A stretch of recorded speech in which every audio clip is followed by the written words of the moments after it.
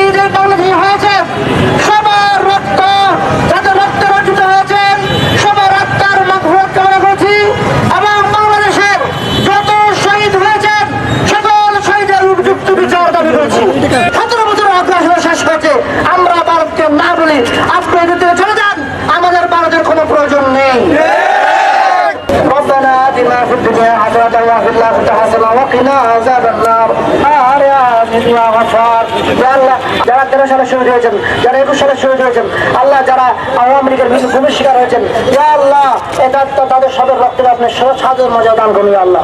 আল্লাহ তাদেরকে আল্লাহ জান্নাত দান করুন আল্লাহ। আল্লাহ আমাদের সকলকে আল্লাহ আমরা সাহায্য লাভ করে তবে দান করুন আল্লাহ। আলহামদুলিল্লাহ।